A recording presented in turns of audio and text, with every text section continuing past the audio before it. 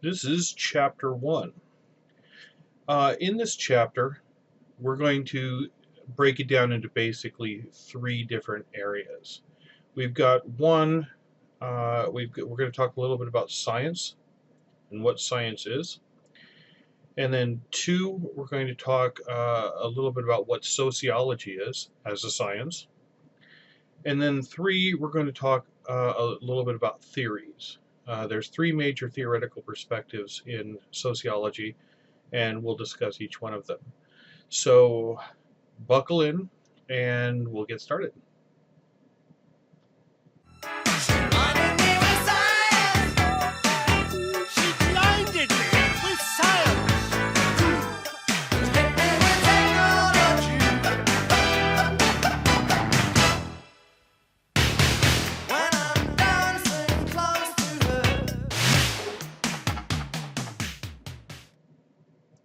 Alright, so in this first section, what we're going to do is we're going to talk a little bit about what science is.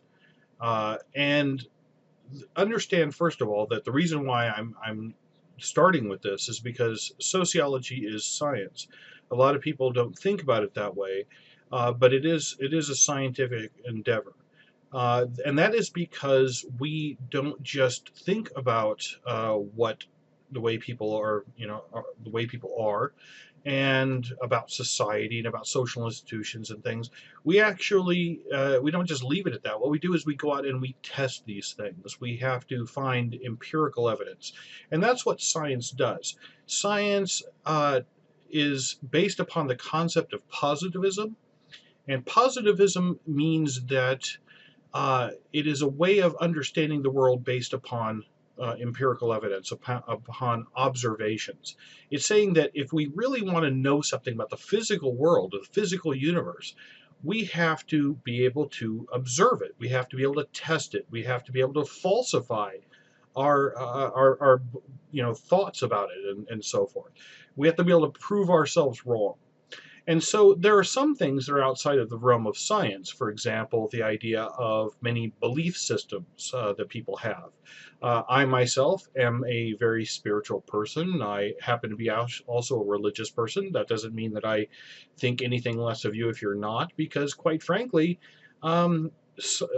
belief systems like religious belief systems are outside of the realm of science, at least in the sense that they cannot be disproven.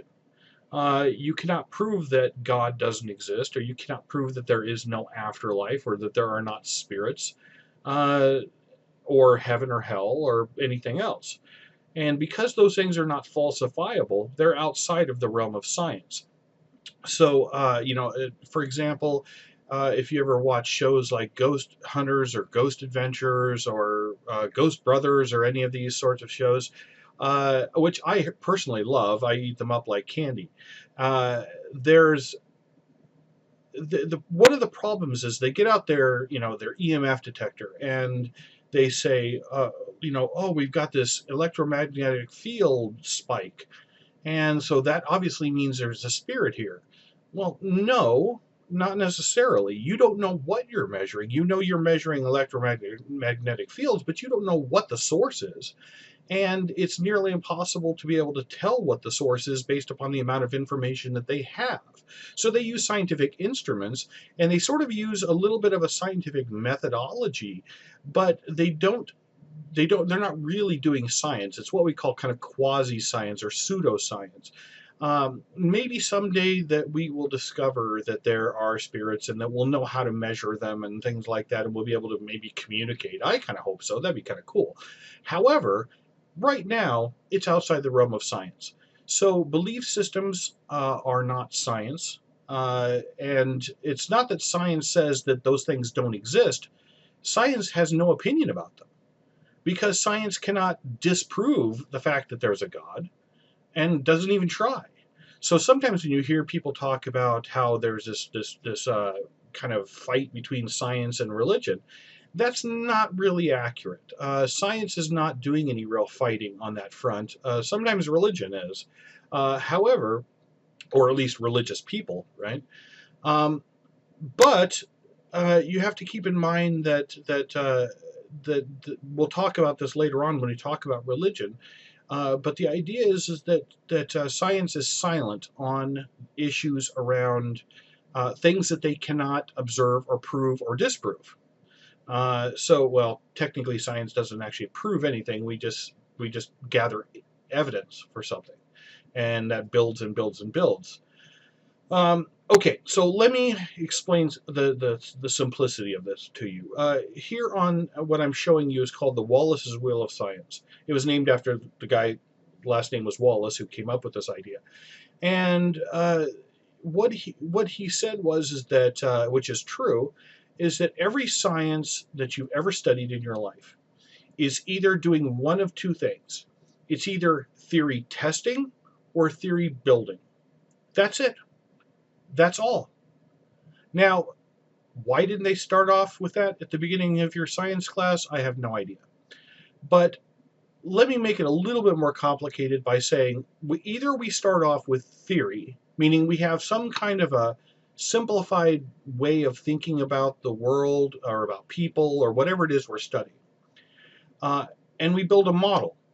It could be a model if it's in biology. It could be a model of DNA. You've seen those before, the double helix.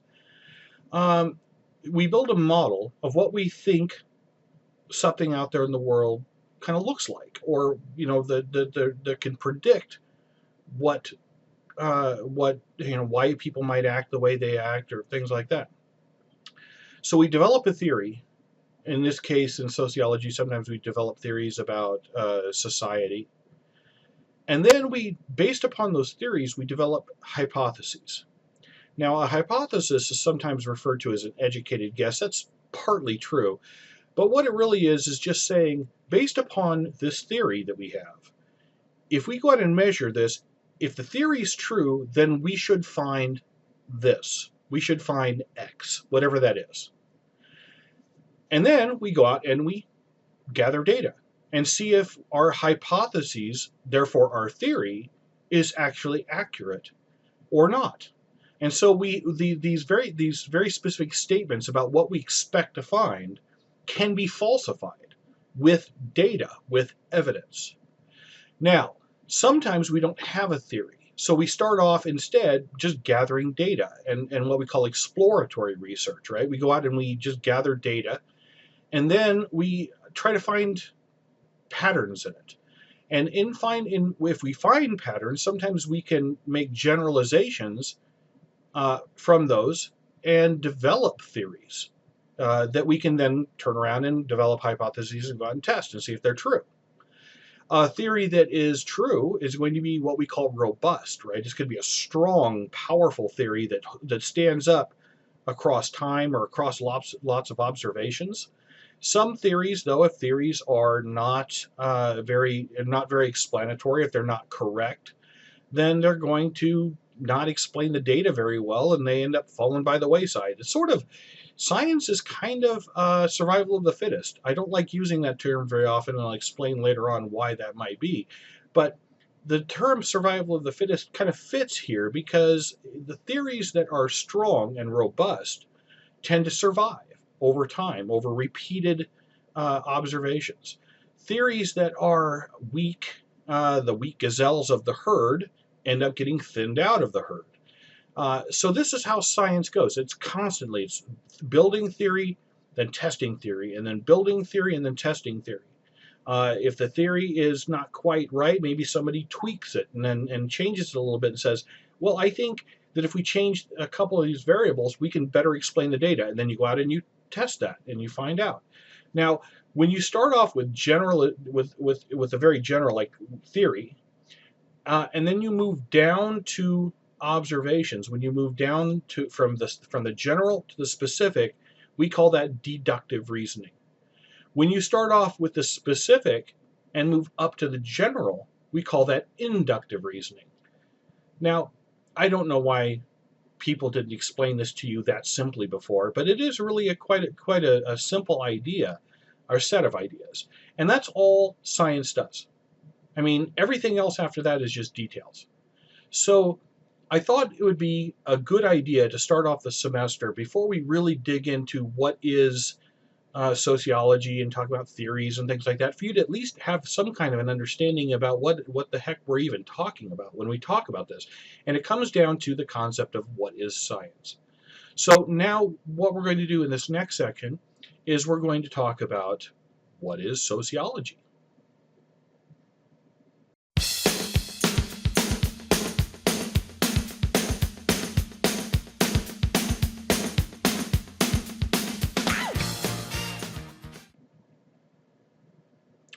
So what is sociology? Well, your book explains sociology as a systematic study of human society. Systematic because sociology is a scientific discipline that focuses attention on patterns of behavior. So it's science, as we just got done talking about in the last section, and we focus on not just an individual person's behavior, but patterns of behavior, how people act in certain situations. So, if we were to say to study something like crime, we would want to know, why people commit crime. Why do they commit crimes in general? And so there are numerous theories out there that try to explain why crime happens. And some of them are biological and genetic, some of them are psychological theories, some of them are sociological theories. Now, so the difference here between ourselves in sociology and my sisters and brothers in psychology, I have degrees in both, actually, so I this is something that is something I know quite a bit about. The big difference is that we focus on aggregate behavior. We focus on groups. So when the part where it says the systematic study of human society, what we mean by human society is that group behavior is our primary focus. We do, in fact, pay some attention to individual behavior in a sense, and that's where there's this crossover between psychology and sociology, in that there's a bridge between the two that exists in both disciplines, that's called social psychology. At DMAC, if you take the DMAC course, that is a psychology course, just because that's how they listed it. But actually, in my PhD program, one of my concentrations is social psychology. I am a social psychologist. So we have social psychology and sociology as well. So we're interested in how groups influence individuals and how individuals influence groups. It's a two-way street. So that's also a very important idea. Now, at the heart of sociology is what we call the sociological perspective, which offers a unique view of society. It gives us a way of looking at society kind of in a bird's eye view of society, of looking at the big picture, not just focusing on individuals, but actually looking at people in groups and in communities and in larger society and in culture. And so we focus on a lot of those types of things. Now, the sociological perspective is a concept that came about because of the work of a sociologist named Peter Berger in the 1960s, I believe. And Peter Berger said that the sociological perspective allows us to do two major things. One, he says, it allows us to see the general and the particular. Now, what does he mean by that? The general and the particular just simply means that we are able to see general patterns of behavior in individual people. So that what we can do is recognize, first of all, that yes, we are all unique. We are all mommy and daddy's unique little snowflakes. But in fact, society has a big hand in shaping us into certain kinds of people. So your social class, your race, your ethnicity, your religious background of your family, these things all have an influence over who you become. And so we can talk about certain categories of people, different types of people. And so that's what we mean by seeing the general and the particular, seeing the general social patterns in individual particular people. He also said that the sociological perspective allows us to see what he calls the strange and the familiar. Now, this is something we're going to be doing a lot of over the semester. The strange and the familiar means that we get so caught up in being immersed in the game of life, of society, of living in large numbers in society, that we don't really kind of even questions a lot of the stuff that we do, or the things that we believe. For example, if you grew up in American society, you never even question whether or not capitalism is the correct way to be. I'm not saying it's not. I happen to personally like capitalism, but the point is that we don't even question it, right? We don't even ask that question. We just automatically assume that's just the way to be. Or democracy, right? We believe in democracy. We believe that democracy is the best way to go. Well, there are cultures around the world that simply disagree with that. They say, "And that's it. Democracy is sloppy. It's slow. It's not a very efficient way to get things done." Is that true? Yeah, a monarchy is much more efficient. But then again, you've got the downsides of that as well, right? So by seeing the strange and the familiar, we're going to start doing this when we get to chapter 2. When we start talking about culture, we're going to talk about like norms and things like that, things that we don't even think about, that we do every single day, the rules that we live by. Or the values that we hold, or the belief systems that we hold that are based upon the culture that we live in. So the thing that we have to keep in mind is we have to give up the idea that what we do is simply just whatever the hell we feel like doing. That, yeah, I just do it because I want to. What we have to realize is that yes, there is free will, but it's within a framework, and that society shapes us into certain kinds of people, and then we have to understand that many of those decisions that we think we are making are actually decisions made from a series of choices that are provided to us by society. So we don't get to choose from anything. We only get to choose from what we're given to choose from. So it's limited free will, if you will, uh, to a certain extent. I mean, I suppose it's possible to break out of that somewhat, but first you have to be aware of it. There's an old saying in sociology that we often joke about, which is the idea that by the time you figured out what society's done to you, it's too late, right? Because by the time that you're old enough to start analyzing society, like you're doing in this course, and you will be doing, uh, you're already socialized, right? You've already bought into all of it. You drank the Kool-Aid. So, it's somewhat difficult, but we will start looking at uh, the kind of the mechanisms of society and start kind of unraveling some of this stuff that seems so familiar to us. And when you start looking at it, it starts becoming kind of strange. Now, the next thing that I wanted to talk about is this idea of kind of applying some of this concept of looking at Durkheim's study of suicide.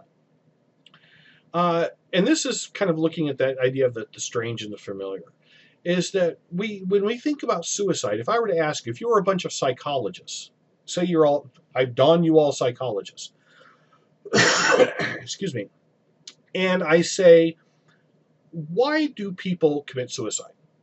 Odds are what you're going to answer is something like, well, because they're depressed, right? Major depression, major depressive disorder, or because of some horrible event that occurred in their lives, or because, and so on and so forth. But what you're going to do is you're going to give me a lot of individual answers, like because we think of suicide as being a very individualistic kind of thing.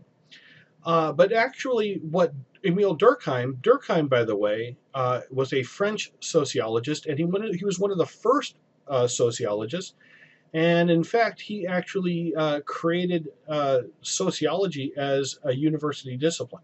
So he was the first. He wasn't the first person to coin the phrase sociology, but he was one of the first sociologists. That was Auguste Comte, German philosopher, came up with the term sociology. But Durkheim, actually, you could actually go and take sociology classes in college. And so that was in the 1800s. So that was the first time that you could do that. Now, so he's often referred to as the father of sociology, also because he did some of the first real scientific types of studies of not just individuals, but of groups, where the individual was not the focus, the group was the focus. And so Durkheim, what he did was he said, well, what if some certain types of people are more likely or less likely to commit suicide than other types of people? Not individuals, just certain categories of people. What if, because we think of, right, we think of free will. We think of people choose to commit suicide or they choose not to commit suicide. And it's all about the individual choice. But what if it's not? That's what Durkheim was saying. What if it's not? What if just being in a certain type of category makes you more likely to go down that road? So it's not purely free will, right? It's sort of structured free will. It's contained free will. And so Durkheim, actually what he did was he had no theory to start off with.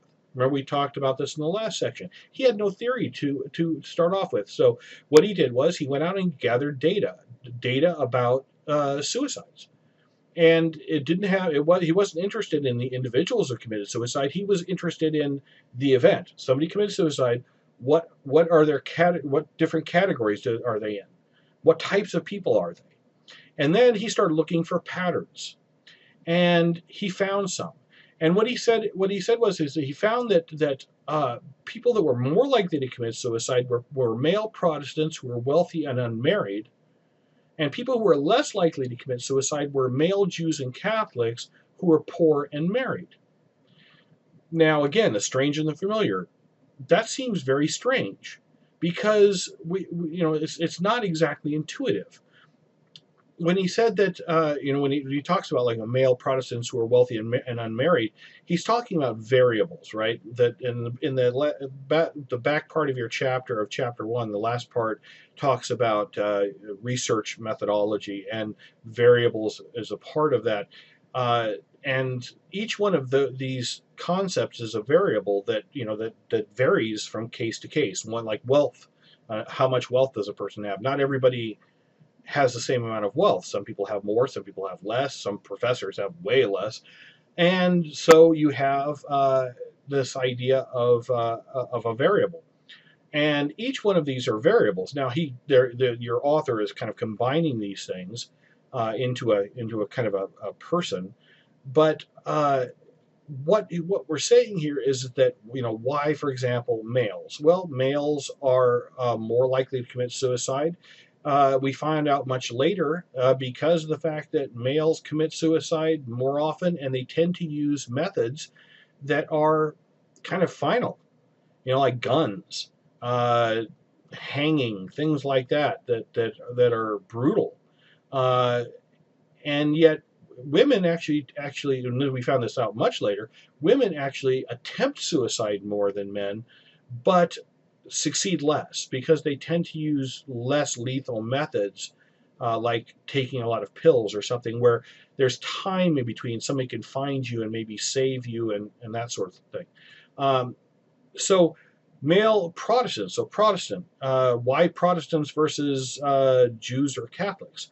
Well, Protestantism is a little bit less structured in the same way that Judaism and Catholicism are, which are very ritualized, very structured types of religious groups that are religious denominations that put a great deal of emphasis on really having a lot of social cohesion in the group. Protestantism is a little bit more laid back and doesn't have quite the same amount of kind of social glue that holds everybody together. Also, wealth versus poverty. You think that seems strange, right? Why would wealthy people commit suicide more than, or at higher rates than people who are poor? Poor people have a hell of a lot more reason to commit suicide many times. But the fact is that it comes down to, think of it like a pyramid. As you move up the social ladder, there's fewer and fewer people up at the top that are like you. So you have fewer people to connect with. And so you are more and more socially isolated. If you're poor, you look around you, everybody's poor, right? I mean, you're not anything unique, and everybody can understand each other's circumstances, uh, and people tend to be around other people that are kind of the same socioeconomic status that they are. So poor people tend to live around poor people and interact with poor people and marry poor people and so forth. And middle class are the same way, and the wealthy the same way. So being wealthy, in a sense, even though it may provide you with a lot more material gain, uh, it doesn't necessarily make you less likely to commit suicide. In fact, it makes you more likely to commit suicide because you're more socially isolated. And then married versus unmarried. That's kind of a no-brainer once we start kind of picking this apart and looking at what we're really looking at, which is kind of connectedness. This idea of how connected are you to society, to other people, to groups. And that's what Durkheim found. He developed a theory. He started off with observations, found some empirical generalizations, generalized, and then developed a theory that he called social integration theory. And social integration theory is a theory that says that the more connected you are, the more social glue there is between you and other people, you and other groups, you and society, the more and stronger social ties you have to everyone around you, the less likely you are to commit suicide. Now, flip that on its head.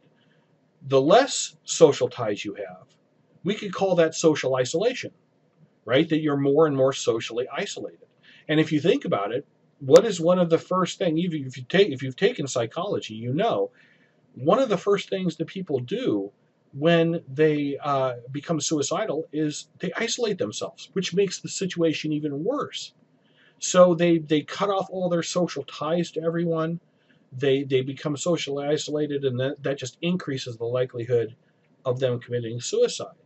Uh, so this is a really good example of sociological research, in that it is a good example of inductive reasoning, right? Starting off with the specific and then moving to the general by developing a theory.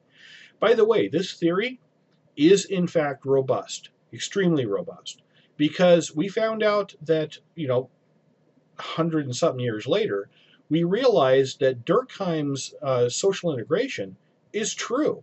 It's still true. If you went out and studied people now, if you went and gathered a bunch of suicide data, and you had a bunch of variables of their social variables, and you applied the same theory, you would find the same thing that he found. And it seems to be even cross-cultural. No matter what culture you go to, the people that are more socially isolated. In other words, we seem to need each other, not just to get things done, but we seem to need each other just even to survive emotionally. Uh, which is very interesting if you think about it, right? That the more connected you are, the less likely you are to kind of stray from the herd and end up by yourself socially, and then end up committing suicide. So it has a lot of real life implications. So if you wanted to be a therapist, say, and you knew about this study, which most psychologists, by the way, don't know about, think about how much better you would be at being a therapist by saying, you know, I think that one of the things, for if I have a patient that says, that they're suicidal, one of the things I'm going to do is I'm going to start trying to figure out ways to get them connected, to kind of make them force themselves to stay connected. Whether that's church or getting involved in something, some kind of group activity, or maintaining strong social ties with their what psychologists like to call support systems, right? Well, what is a support system? A support system is strong social ties. Think about people who, and it's not just suicide, by the way. Social isolation applies in a lot of things. People who are more likely to uh, drop out of school, social isolation versus social integration. The more integrated you are, the less likely you are to drop out. The more socially isolated you are, the more likely you are. even with all the other variables. Or how about if you're trying to recover from drug addiction or alcohol addiction? What do they do? What do they say that you should do? Well, right, Alcoholics Anonymous, Narcotics Anonymous, right? Um, all these different types of groups. You get involved, you stay involved, you connect, you network with people, because you are then held accountable for your behavior. You can't just drop off the grid, because if you start doing that, if you start isolating yourself, guess what? You're going to start using again, because you have no one to answer to. Well, think about how many people that you have to answer to in your life, right? Do you have kids? Do you have a significant other? Do you have parents, siblings, friends, right? All, church congregation. There may be a number of different groups that you don't want to let down. And so there's some of it that's psychology, right? But some of it is sociology, that we can apply sociological concepts. And when you bring the two together, you can actually do a better job of understanding human behavior than both things apart. Okay, so the next section of what we're going to do is talk about the three major theoretical perspectives.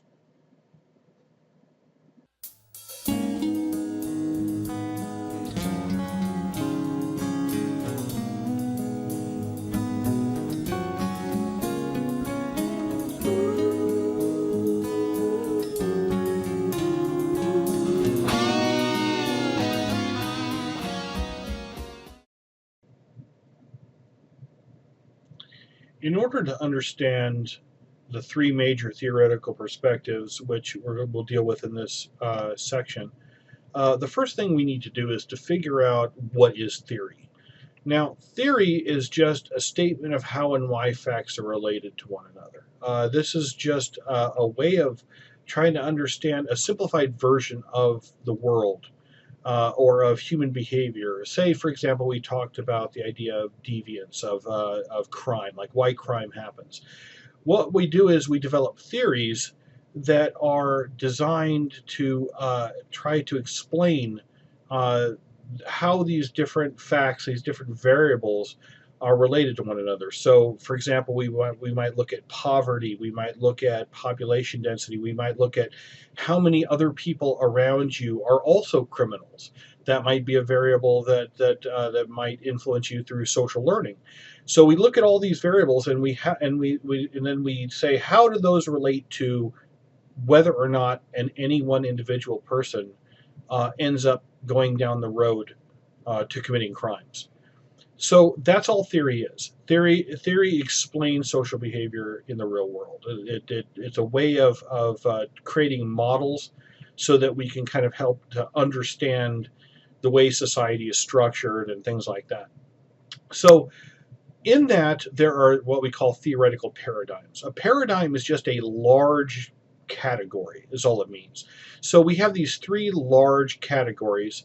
When we actually talk about social theories, we're talking about much more specific things. Now, for all intents and purposes, for us in Intro to Sociology, the difference between a paradigm and a theory is kind of irrelevant for us. But understand that just we have these kind of three major approaches to understanding society. Now, understand just for your own knowledge that within each one of these approaches, inside of each one of these paradigms, there's a whole lot of different sub theories, which are actual theories. The rest of these are kind of macro theories, kind of big. Macro in the sense of that they're kind of these like an umbrella sort of category. That a whole bunch of smaller theories fit into. So there's this big category and then smaller categories. It's sort of like, say, for example, in your on your computer, you have folders, and inside those folders you have a bunch of files. The folder would be like a theoretical paradigm, and then the theories, the individual theories, would be part of that inside of that folder. Does that make sense? I don't know. It made sense in my head for some reason. I think in terms of computers and technology and things like that. So yeah. Okay. So the three major theoretical approaches that we use are what we call structural functionalism, and we'll talk about each one of these in turn, social conflict theory, and symbolic interaction theory. Now, when we talk about the first two of these theories, structural functionalism and social conflict theory, these are what we call macro theories. Macro meaning they're large. They're looking at society as a whole, studying society like it's a thing, like it's an organism to be studied. Symbolic interaction, though, is what we call a micro theory, a theory that that really focuses on, rather than looking at kind of the big picture like society as a whole, a bird's eye view of society like the other two theories. Symbolic interactionism really focuses on individuals and small groups. So it's much more specific and kind of individual. It's closer to psychology than the other two theories are. Okay, so let's start off by talking about structural functionalism.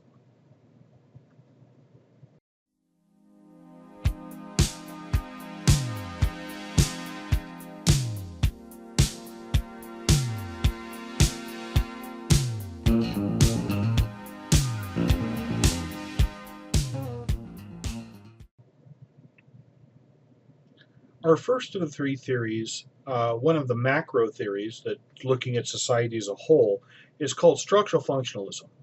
Now, the thing about structural functionalism is that in the name itself, it actually kind of gives away part about what it is.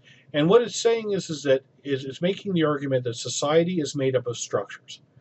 So it is looking at big macro structures in society like institutions. You've heard of some of these: the institution of the family, the institution of religion, healthcare, the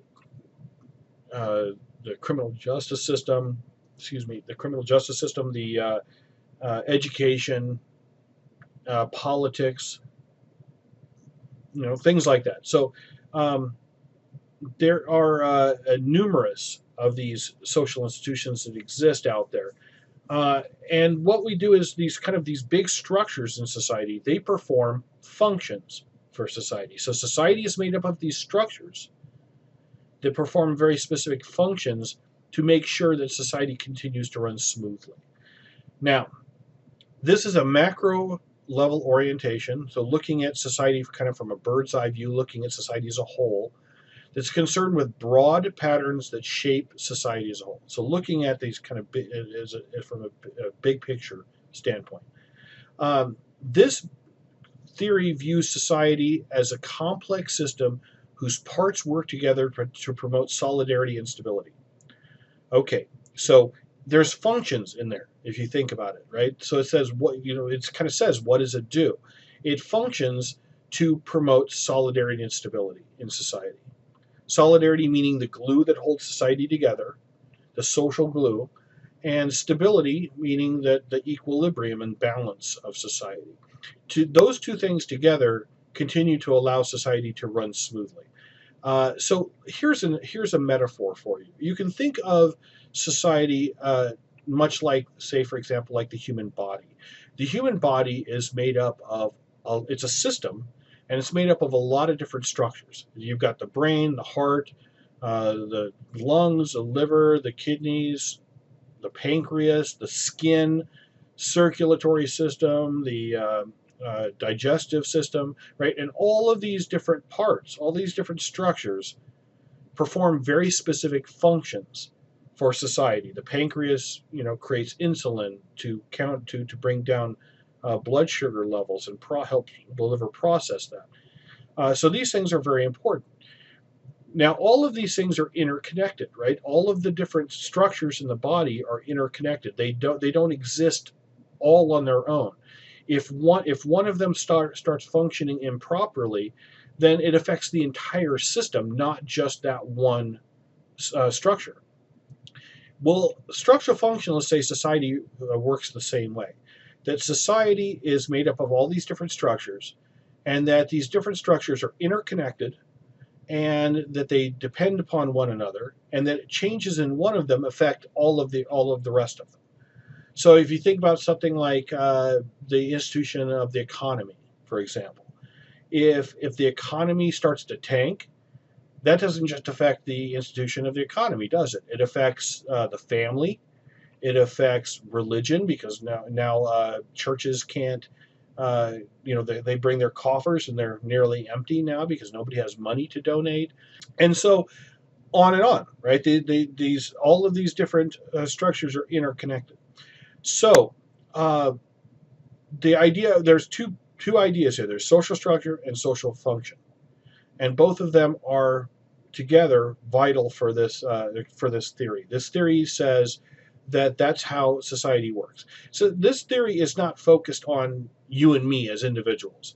We're just cogs in the machine. We are just the tiny little worker ants that are running around. They're looking at the big picture stuff. They're looking at institutions like the government, or they're looking at the economy. They're looking at corporations. They're looking at the healthcare industry, right? They're looking at all kinds of things like that. They're not focused on the day-to-day details of your and my life, whether you get laid off or whether I get a job or vice versa, right? They're not concerned about those types of things. They're concerned about the big picture. So that is structural functionalism, that society is made up of social structures, these big macro structures, and they all perform functions, and society is all interrelated. All of these big institutions are interrelated and depend upon each other in order to maintain solidarity and stability so that society can run like a well-oiled machine. Otherwise, it starts to get kind of clunky. Imagine the engine in your car. If parts of it don't do their job, then the whole thing starts running kind of bad. So that's structural functionalism in a nutshell. It's actually a fairly simple theory. It's not all that difficult, but it has implications for how the structural functionalists see individuals and so on. So we'll talk more about these later on as we go through the semester, but I just wanted to introduce it to you. So that's structural functionalism.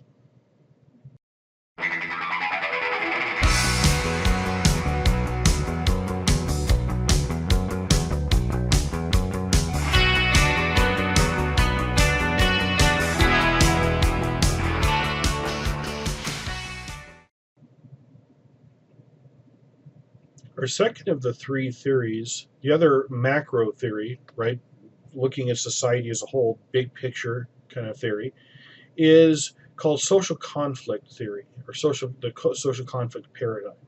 And there's a lot of, like I said, there's a lot of individual theories that fit within this kind of umbrella term of the social conflict paradigm. But conflict theory is a theory that looks at instead of the structural functionalists tend to look at society in terms of how it functions, right? How it works. And so from a structural functionalist standpoint, they're focusing on what makes society functional, right? When it works, why does it work? The problem is that it doesn't do a very good job in many cases of explaining things like inequality, social conflict, looking at the haves and the have-nots, right? All of these things that don't make society run all that smoothly. And so what this theory does is it tries to provide an alternative view of society. Now, this theory actually comes out of the work originally of Karl Marx, the German philosopher who got kicked out of Germany for being too radical, and then eventually ended up living in his elder years in London, and lived very poor. And his view of he was looking at what was happening in the Industrial Revolution, and looking at kind of the early days of this real cutthroat capitalism that we had. And he was looking at kind of this inequality. He said that, these people that are doing all this work in factories and things like that, backbreaking work, are getting almost none of the value back on their own labor. That they're working really hard, but they're making almost nothing. while the people who own the means of production, who own the factories, who own the companies, they're the ones raking it all in, all the profits. And this was very different than before the Industrial Revolution, when you had cottage industry where people kind of worked for themselves. So you might be a cobbler, right? You make shoes. You make shoes and you sell shoes and you get 100% of the profit. You provide the labor, you sell it, you get the money. And that's why when we think about entrepreneurs today, right? That an entrepreneur is somebody that tries to create their own business so that they can create, especially a craftsperson is someone who is going to provide something. They're going to make something and then they're going to sell it, and then they get 100% of the profit. Um, or at least it goes into their business, the business they create. But if you happen to be somebody who's working for someone else, in other words, if you're somebody who has to sell your labor for wages, then for that's being hired by someone else, then what you end up, what he called the Industrial Proletariat, he thought that system was inherently very unfair. It was wonderful for the bourgeoisie, the capitalist class, the people who owned everything, the super rich, but it wasn't very good for the average worker. In fact, during Marx's time, it was pretty awful for the average worker. Now, out of his initial criticisms of capitalism and of the Industrial Revolution and that sort of thing came an entire paradigm that in sociology that focuses on things like inequality. So they view society as an arena of inequality that generates conflict and social change. So that's what their argument is that society is structured in ways that benefit a few of the people at the top at the expense of the majority. Not that everybody's winning, right? It's that a small number of people at the top win at the expense of everyone else, meaning that the people who have the most power in society are really exploiting everyone else they can in order to be able to amass ungodly amounts of wealth. Uh, and it probably isn't real hard for you to relate to some of this, especially since the stock market crash and and our economy crashed in late 2008, early 2009. It's probably not real hard for you to look at this and go, yeah, because now we're really talking about social problems like the haves and the have-nots. We're talking about why is it that the super rich just keep getting richer and richer, and the poor keep getting poorer, and the middle class share of income hasn't gone up since the late 70s. That has kind of stayed flat across time. And the answer is that according to this theory, the answer is because that's how the most powerful people want it. They can get more rich the more they pay you less. And so this view is but they don't just focus on just that type of inequality, just economic inequality. That's one of them, but they look at race, they look at sex, social class, age, disability. There's all kinds of different things that they're focused on, and they look at how those things generate inequality between people that are in power and people that don't have power, who are often trying to gain power, trying to gain equality.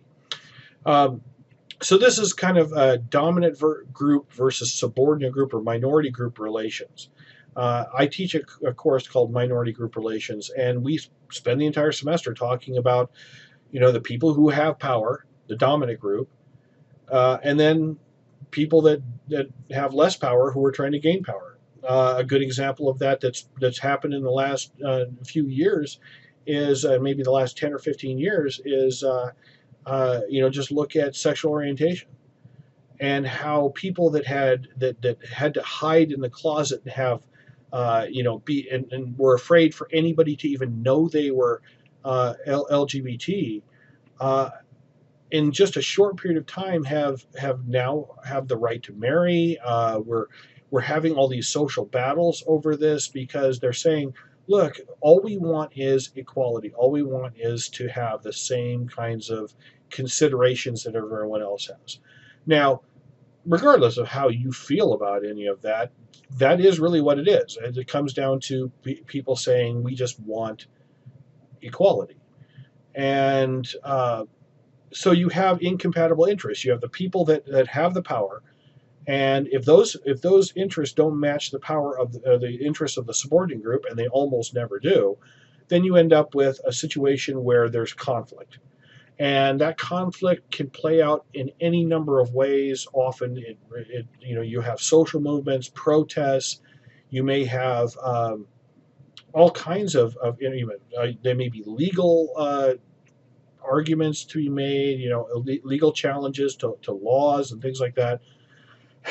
And so you end up in that type of a situation. So social conflict theory is focusing on kind of what's wrong with society, looking at the difference between the people who have power and people who don't have power, and looking at kind of inherently what's wrong with society, what's wrong with that picture. So that is social conflict paradigm. So modern day social conflict theorists, or as I refer to them, I just call them conflict theorists. Modern day conflict theorists are going to focus on things like there are feminist theorists. There are what's called queer theory, which is that's actually the name of it. I'm not that used to be a pejorative term, but it's now being used, kind of taken back, if you will, by sociologists who study this stuff within the LGBT community.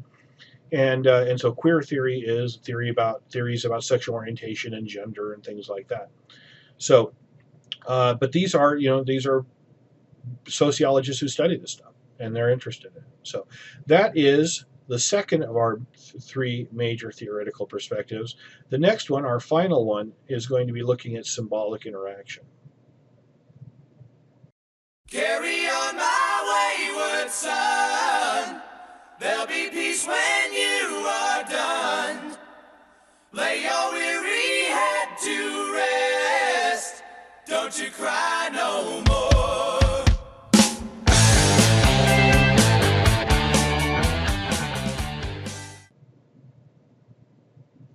The last of these three theories is our micro theory.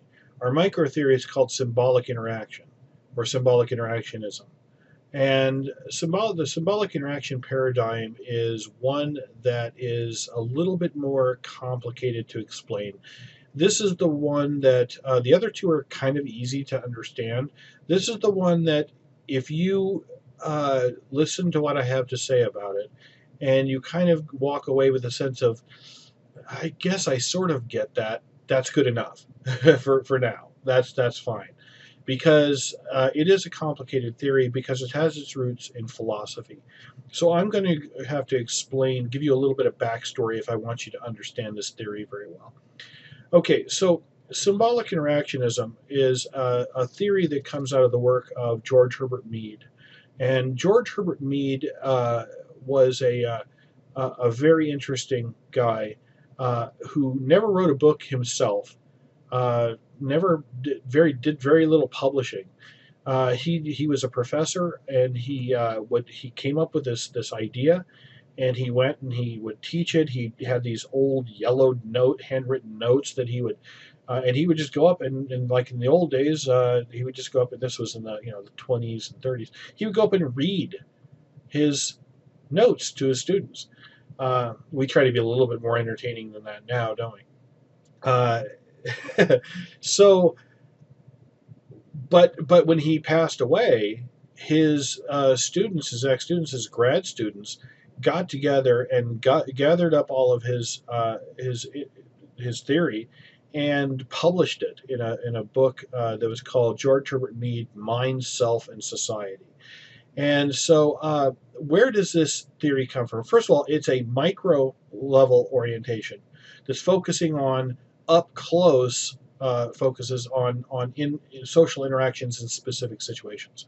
So instead of looking at kind of the big picture, looking at society as a whole, we're looking at individuals and small groups in very specific situations, and then analyzing them, studying them. and trying to understand, instead of trying to understand kind of this big picture and how these different social structures work together, they're focusing on looking at how individuals and small groups interact with one another and how they develop even a sense of reality. Now that's where it starts to get a little bit complicated, because what this is, this views society as simply the product of everyday situations, everyday interactions between people, between you and I.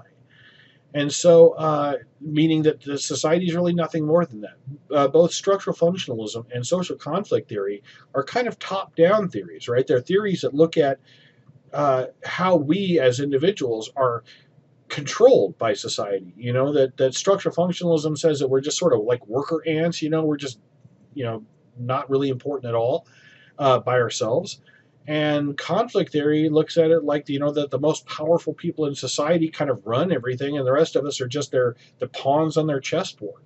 So symbolic interaction, however, has a little bit of a different view of it. It looks at the individuals and looks at the concept of agency. Agency means that you and I get to choose. We have free will, and we choose our own path. So this is a little bit different. Now, where this comes from is out of philosophy. Now, let me read this statement to you here that you can see on here, so then I can talk about it. Society is nothing more than the shared reality that people construct as they interact with one another. Now, think about that. All that's saying is that we have, you and I, in society, we construct a reality. It's not there, apparently. It's that we create it. Now, that seems a little strange, but understand where this comes from. This comes from the work of Rene Descartes, a French philosopher, who was kind of concerned about the idea that it's basic principles. Okay, so he said, first of all, he said, I can know nothing about the world except that which I know through my senses. So think about that for a moment. Everything you know about the physical world around you, the objective world, and even your own body, everything you only know through your senses. Your smell, your taste, your touch, right? Your sight, your hearing. That's the only way you know anything about this world, right? That's all you know. So what happens if our senses are fooled? Our senses can be fooled, right? I mean, we've seen, if you, and sometimes in psychology textbooks they'll show you optical illusions and things like that. The old woman that turns into a young woman, and old woman and young woman. Your brain flips back and forth. You might have seen something like that. And so, excuse me. And so, if everything we know about the physical world is the objective world is only known through our senses, and our senses can be fooled, then how do we know anything exists? How do we know this isn't us being duped? We're being tricked. This is the matrix, right? The whole concept of the matrix comes out of Descartes' work. This idea of what some others have called the simulacra, or the simulated world. How do we know this isn't some kind of elaborate computer simulation or some form of trickery by some powerful being? How do we know that this isn't just a dream? Well, we don't. Honestly, we can't know that. But then, what are we left with? Are we left with then I don't exist, you don't exist? Well, no, actually, because you can't really know that I exist, but you can know that you exist. Why? Because you're concerned about existing. Right? You're thinking about all these things that I'm talking about right now, and in that you might be being tricked. None of this might be real, and there might be someone out there tricking you, fooling you, duping you. But quite frankly, in order for you to be duped, that means you exist. And now this has been expressed in Latin, and it's cogito ergo sum. It means I think, therefore I am. You might have heard of that before. That's what this means. I think, therefore I am. I exist. That's the only thing that you can truly know, is that you exist. You can't know that any of the rest of this is real. You don't even know that this video I'm making you or I exist. All you know is you exist. Now, given that, what do we know about reality then? Well, for example, if you and I look at something in out here in the world, and let's see, let me grab this flashlight.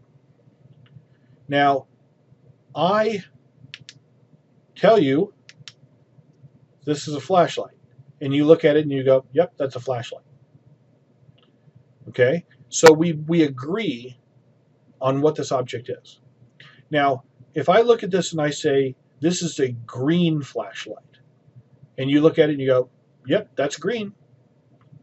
Now, do I know that your perception of green is the same as my perception of green?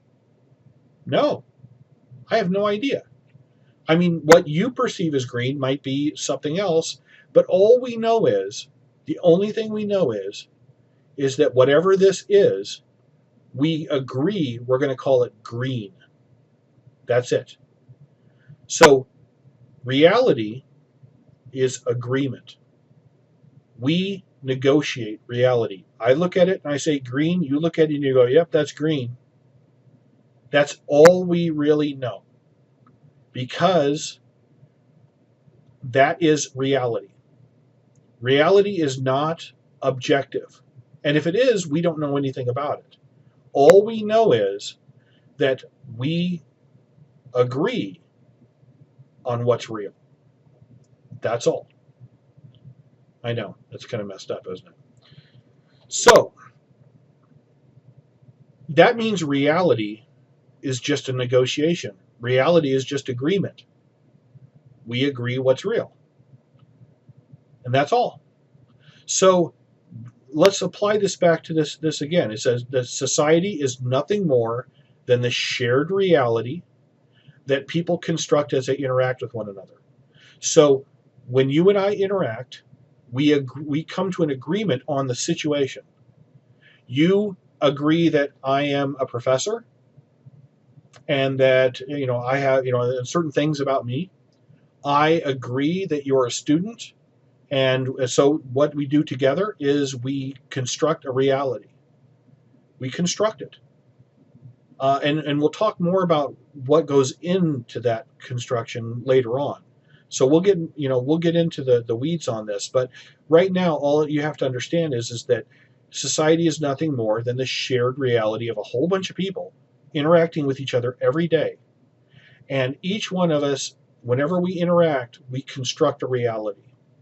And that reality can change in the middle too, right? I mean, have you ever been talking, so you saw somebody at the store and you couldn't place who they were, and you knew them from somewhere, but you start talking to them, and of course you're playing it off because you don't want to seem like you don't know who they are, because they act like they really know you.